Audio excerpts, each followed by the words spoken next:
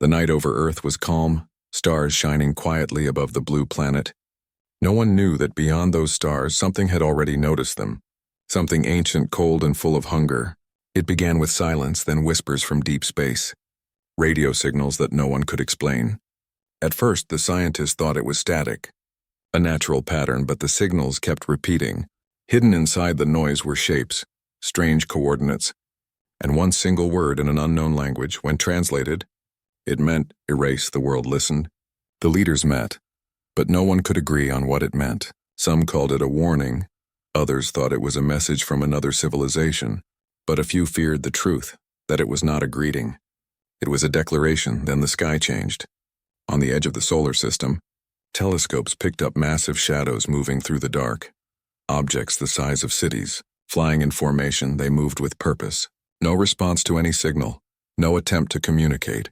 The United Earth Defense Command sent out probes. None of them returned. Within days, every observatory on Earth confirmed it. A fleet was coming, not explorers, not traders, but warships, alien warships unlike anything seen before. Their engines burned blue and black, leaving scars across the stars. And their trajectory pointed straight at Earth. Panic spread like wildfire. Governments declared emergencies. Militaries gathered. Scientists searched for answers. But humanity had never faced anything like this. There was no negotiation, no peace talk, no warning. Only silence from the stars. Inside an underground command center, General Marcus Hale watched the live feed from space. The alien fleet was now inside the orbit of Neptune. Each ship was bigger than a mountain, their hulls glowing with strange energy. He turned to his officers, his voice steady but heavy. "They're not coming to talk," he said. "They're coming to erase us." The world united in fear. Old enemies became allies overnight. Nations that once fought each other now shared weapons, satellites, and intelligence. It was humanity's first time truly standing as one species. Not divided by borders, but united by survival. Then came the blackout. Every satellite in the outer orbit went dark. Communication to Mars colonies was lost. Then the moon base stopped responding. It was like a shadow had swallowed everything beyond Earth. At dawn, the alien fleet appeared on every telescope screen. Their ships were dark and silent, absorbing light instead of reflecting it. Then, without warning, they fired.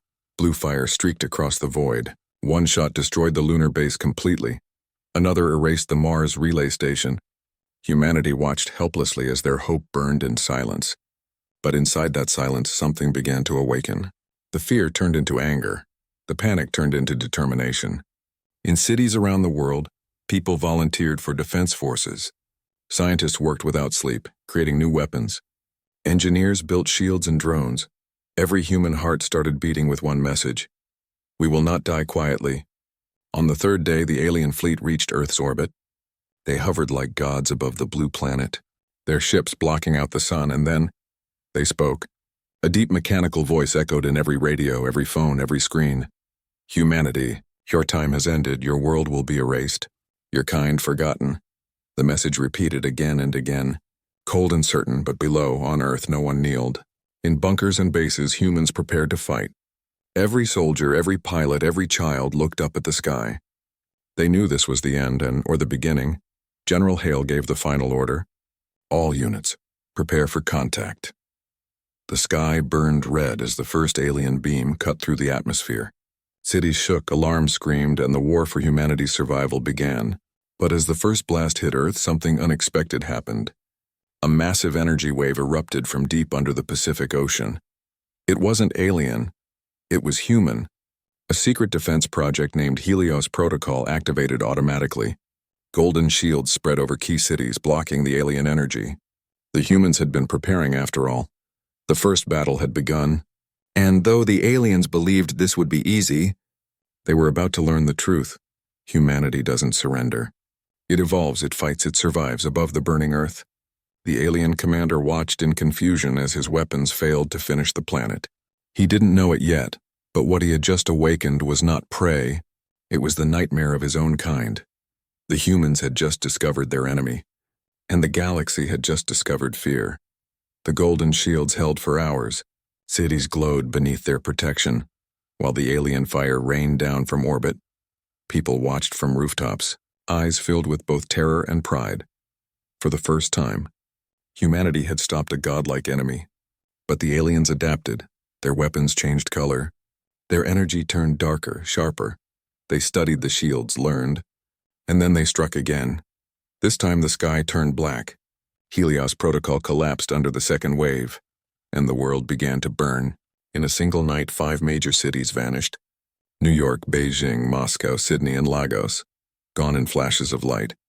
Millions disappeared before they could even scream. The oceans boiled, the earth shook, and the stars above looked down in silence. General Marcus Hale watched from an underground control bunker. The screen before him showed nothing but fire and static. He clenched his fists, his eyes filled with anger, not fear. "They think this is the end," he said slowly. "But they've just made every human on this planet ready to fight." The resistance began to form in the ruins. Soldiers who lost everything. Scientists who refused to give up. Civilians who turned into warriors. They built underground cities, hidden in mountains and deep oceans.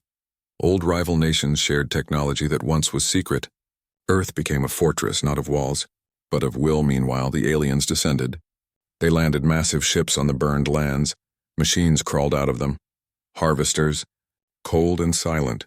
Their purpose was not to conquer, but to erase. They melted ruins, destroyed DNA samples, wiped history and records. They wanted to delete humanity from time itself. But they made one mistake. They underestimated the human mind. Deep in the ashes of Washington, a young engineer named Alara Voss discovered something, a hidden frequency buried inside the alien transmission. It wasn't just communication, it was control. Every alien weapon was linked to a single core signal. If she could decode it, she could control it. She sent a message to General Hale. "I can turn their weapons against them," she said, her voice trembling with both fear and fire. Hale smiled for the first time in days. "Then let's remind them who they're fighting," he said. Days later, Operation Phantom Dawn began. Human pilots and stealth fighters flew through burning skies, their engines powered by stolen alien tech. Drones carried EMP warheads. Submarines launched plasma torpedoes. It was chaos, loud, desperate, and glorious. The first human counterattack hit the alien ground base in the Sahara Desert. Explosions lit up the horizon for the first time. Alien machines burned under human fire. They screamed in strange metallic voices as their circuits melted. The sky was filled with flames and debris. The earth shook under humanity's rage. Alara's team broke into the alien network mid-battle. Lines of alien code filled her screens like living serpents. She fought through them. One keystroke at a time, her fingers bled. Her mind raced. Finally, she found it. The master frequency. With one press of a button, she reversed the signal. All across the battlefield, alien weapons began to turn, cannons misfired. Drones attacked their own ships. The aliens screamed in confusion for the first time. They felt something they didn't understand, fear. Humanity roared, every soldier, every survivor, every voice cried out as one. "We are still here." It wasn't just a battle. It was revenge, it was the birth of a legend. But victory came with a cost. The alien fleet retaliated with something far worse. A weapon that didn't target the body but the sky itself. They released dark energy clouds that blocked sunlight. The earth began to freeze. Oceans turned to storms, crops died, and day became night. Hale stood in the command center, watching the last light of the sun fade. Alara beside him whispered, "We won a battle, but we might lose the planet." Hale looked up, voice steady as steel. "Then we take the war to them," he said. "Not from Earth and from the stars outside." The burning world went dark. But deep below, the resistance prepared. New ships were being built not to escape but to invade. They called the project Nightfall, because if the universe wanted darkness, humanity would become the darkest thing it had ever seen. The aliens thought humanity was dying. They didn't know that from every ruin, new warriors were rising. From every loss, new fire was born. The nightmare they had created was now awake, and it was coming for them. The world was covered in darkness. The alien weapon had stolen the sun, wrapping Earth in endless twilight. The oceans were wild, storms never ended, and the air smelled of smoke and metal. But under that dying sky, humanity refused to fade. Deep beneath the frozen ground of Alaska, a hidden city came alive. Project Nightfall was no longer just an idea, it was real. A vast underground fortress built by soldiers, scientists, and survivors. It was humanity's last stand and its first rebirth. General Marcus Hale walked through the command halls. His uniform was torn, his face marked with ash, but his eyes burned like fire. Every screen around him showed chaos above, alien ships circling Earth like vultures. Yet every worker, every engineer kept moving, because they were building something that could fight gods. In a sealed lab, Alara Voss worked day and night. Her hands trembled from exhaustion, but her eyes never lost focus. She was building the first human starship made from both human steel and alien tech. They called it Prometheus, a ship meant to steal fire from the stars. "Are you sure this can fly?" Hale asked her one night, his voice low. Alara smiled weakly. "It won't just fly, General," she said. "It will burn the sky." Outside, on the surface, humanity's scattered armies regrouped. Soldiers wore armor patched together from alien scrap. Weapons glowed with hybrid energy cells. Old tanks rolled beside drones, and children delivered ammo to soldiers like it was destiny. The world had fallen, but the people had not. Across ruined cities, symbols of resistance began to appear. A simple mark, a human handprint painted in red. It spread from Asia to Africa, from the underground tunnels of Europe to the forests of South America. It meant one thing: we are still alive. The aliens didn't understand. Their logic was perfect, their technology unmatched. But they couldn't understand why humans kept fighting when all hope was gone. They saw chaos, but what they were really seeing was evolution. One night, from the orbit of the dead moon, the alien commander spoke again. "This world belongs to the void," the voice echoed. "Your resistance is a shadow, and shadows vanish in the light." Hale looked up at the dark sky, his voice calm. "Then we'll become the darkness itself," he said. Operation Nightfall was launched from underground hangars. The Prometheus roared into the sky, its engines screamed like thunder, burning holes through the clouds. Alien radars detected it instantly, but it was too fast, too unpredictable, the first human ship to reach orbit in wartime. And it carried Earth's last hope. Inside the ship, Alara and her crew watched as the stars grew larger. For a moment, the Earth looked peaceful beneath them. Then the alien fleet appeared, a wall of silver and black, their weapons charged. "Ready to erase the human spark once and for all. Fire the pulse," Alara ordered. The Prometheus unleashed a burst of electromagnetic fury. It tore through space like lightning. Alien ships around them flickered, their systems glitching for the first time. Human technology blinded alien eyes. General Hale's voice came through the comms. "Alara, you've done it. Now bring the fire home." But before she could respond, alarm screamed. An alien warship the size of a mountain locked onto them. A beam of energy shot through the void. The Prometheus shook violently, panels exploding, flames spreading. The crew fought to stabilize the ship. Alara shouted, "Redirect power to the shield." The screen went white, then dark. For a moment, everyone thought the ship was gone, but then a signal came through. It was faint, but alive. "This is Prometheus. We are still here."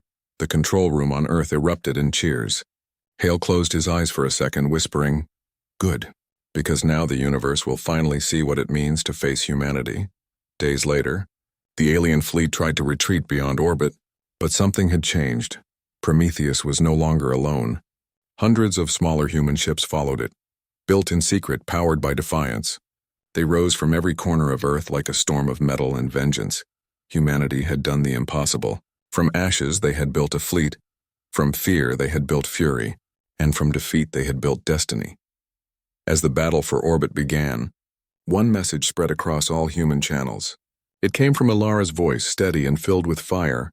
"To those who wanted to erase us," she said, "you failed because humanity doesn't disappear. We adapt, we learn, we fight and we rise, and so under a dying sky, with frozen seas below and alien fire above, humanity made its choice. No longer the hunted, now they were the hunters." The stars trembled that day, because for the first time in history, the universe realized that humanity was not a species to erase. It was a storm to survive. The stars burned brighter than ever that night, but they weren't stars anymore, they were battlefields. Every corner of the void shimmered with explosions and light. Human ships moved like shadows through the dark, fast, silent, deadly. The Prometheus led them, a golden spear among storms for the first time in history. Human ships weren't running, they were hunting. The aliens called themselves the Zelvar for centuries. They had erased worlds and wiped entire civilizations. They believed no lesser race could ever stand against them. Until humanity inside the Prometheus command deck. Ilara Voss stared at the holographic map. It showed thousands of enemy ships forming walls around their homeworld. General Hale's voice came through the comms, steady as iron. "This isn't about Earth anymore," he said. "This is about every species they've destroyed." "Every voice they silenced." Ilara nodded, her voice calm but sharp. "Then let's give the galaxy a new story to fear." The human fleet spread out across the void. Their ships weren't the biggest or the strongest, but they were clever, unpredictable, and fierce. Every pilot knew this was more than war, it was vengeance. Using alien frequencies Ilara had cracked, the humans hacked the Zelvar command grid. They turned their own satellites against them. Blackout waves rippled through their formation. For the first time in 1,000 years, the Zelvar lost control. The Prometheus dived through their lines, engines roaring. Plasma beams tore through alien cruisers. Human drones swarmed like angry stars, slicing through armor. Every explosion lit the darkness with new hope. In the chaos, a massive alien dreadnought appeared. The Varkesh, the Zelvar flagship, a ship so large it carried its own storm. It fired once, a single beam that split space like glass. Half the human fleet was destroyed instantly. Silence filled the comms, then Hale's voice broke through. Low and burning, "We don't stop. We never stop." Prometheus rose again, scarred but alive. Ilara's hands shook as she rerouted power through failing systems. "Charge the main cannon," she said. "But Captain," her officer warned, "it'll destroy the ship." Ilara smiled, eyes shining like dying stars. "Then let's make sure it's worth it." The Prometheus charged forward. Every alarm screamed, every circuit melted. The ship's golden wings spread wide as energy gathered at its core. The alien dreadnought loomed ahead, unstoppable and ancient. But this time humanity didn't run, fire, Ilara whispered. The cannon exploded with light brighter than the sun. The beam cut through the void. Slicing the Varkesh in half, a roar filled the stars. The Zelvar flagship was gone. For a moment everything was quiet. Then across the galaxy, a new sound began. The sound of alien fleets retreating. The unthinkable had happened. The invincible had fallen. Ilara's ship was dying. Systems collapsing. Oxygen failing. Her crew struggled to stay conscious. She looked out at the stars, whispering, "Tell them, we fought back." Static filled her final transmission. But the message reached Earth, and with it, a wave of fury spread across every survivor's heart. Weeks passed, the Zelvar fled to their homeworld. But humanity followed, not for conquest and for justice. General Hale stood before his army on Earth's rebuilt command bridge. Behind him, thousands of soldiers, pilots, and engineers stood ready. Above them, the sky was no longer dark. The sun had returned, but humanity had changed forever. He raised his hand and said, "They wanted to erase us. Now they'll remember us in their nightmares," the crowd roared. The ships launched. The human fleet disappeared into the stars once more. When the Zelvar homeworld appeared on scanners, silence filled the command deck. A planet of glass and light, proud and ancient, now trembling under the shadow of human vengeance. The fleet opened fire, but this time it wasn't destruction. It was a message. Hale's voice echoed across the alien channels. "You brought war to our world," he said. "Now we bring truth to yours. Humanity doesn't erase, humanity remembers." The human ships pulled back. Leaving the planet scarred but alive, it was mercy, the kind only those who had suffered could give. And to the galaxy, that mercy was more terrifying than death. Word spread fast across the stars. Civilizations whispered the name Earth like a storm approaching. The Zelvar's empire began to crumble from within. Their leaders argued, their soldiers refused to fight. Fear had done what no weapon could. From that day the universe changed. The predators became prey, and the hunted became legend. Because when they tried to erase humanity, they forgot one truth: you cannot erase what refuses to die. And humanity had just begun to live. The stars were quiet again for the first time in centuries. The void held its breath. The Zelvar fleet was gone, their empire broken, their pride shattered. But humanity was not celebrating. They were rebuilding, remembering, and preparing. The Prometheus had been lost, but her story became legend. Ilara Voss, the engineer who burned the sky, became a symbol. Children whispered her name in shelters. Soldiers painted it on their armor. She was proof that one human could change the fate of a galaxy. General Hale stood inside the rebuilt command citadel on Earth. The air smelled of metal and ozone. Above him, giant windows showed the blue planet healing. Green was returning to the soil. The seas were calming, but his eyes were not on Earth. They were on the stars beyond. The message from the outer colonies had arrived only hours ago. An unknown signal, not Zelvar, not human, something else. A calm voice spoke in broken English. "We saw your fire, we saw your defiance. We come not as enemies." It was the first contact humanity had received that wasn't a threat. For the first time, aliens reached out in respect. Not arrogance, yet Hale felt no peace. He had seen too much, lost too much. He turned to his officers and said quietly, "Respect does not erase danger. Only fear does." Humanity had changed, once dreamers, explorers, scientists now, warriors forged in fire. Every nation had merged into one, the United Terran Dominion. No borders, no divisions, only one banner, the mark of the Red Hand. At the edge of the solar system, new ships waited, bigger, faster, built from alien wrecks and human brilliance. They were not for invasion, they were for protection, because humanity had learned that peace was not given. It was defended in orbit around Mars. The first Human War Council gathered, generals, scientists, survivors, and all standing around a holographic table. The map showed hundreds of star systems, many untouched, some ruined. "We've entered a new era," Hale said. "Not of conquest, but of warning."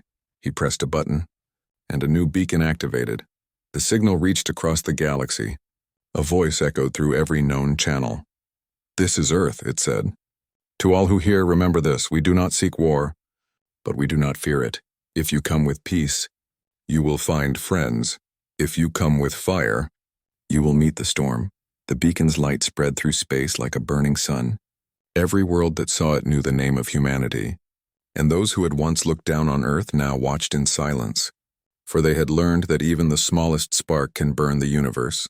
In the years that followed, Earth became a myth, a world said to have defeated gods, a people who rose from ashes and taught fear to the stars. Some races sought alliances, some chose distance, but none dared to challenge the humans again. Deep in the black void, a single Zelvar ship drifted. Broken and alone inside it, the last surviving commander stared at a flickering screen. It showed old recordings, the battles, the explosions, the humans screaming in defiance. His voice trembled as he whispered to himself, "They were not prey. They were the fire." He turned off the screen and looked into the dark. For the first time, a member of his kind felt true dread. Because he knew what was coming, the humans would rebuild, explore, spread, and one day they would return back on Earth. General Hale walked through the memorial fields. Thousands of metal pillars stood in silence. Each one marked a name, a soldier, a scientist, a child who had fought. He stopped at the one that read Alara Voss, his voice low and steady. "You gave us the fire, Alara," he said, "and we'll make sure it never dies." He looked up at the night sky. The stars shone brighter than ever, each one a reminder, not of what humanity lost, but of what it became, because in the end, they didn't erase humanity, they awakened it. They turned dreamers into defenders, explorers into legends, and fear into a weapon sharper than any blade. The galaxy would never forget that message. That on one small blue planet, in one forgotten corner of the stars, lived a species that refused extinction, that fought the gods and survived, that looked at death and said, "Not today." The stars fell silent again. Not out of peace, but out of respect, because somewhere between the light and the dark, humanity still watched, still waited, and its shadow stretched far beyond the stars. They wanted to erase humanity. Instead, humanity became the darkness that the universe feared to awaken. And in that darkness, the legend lived forever.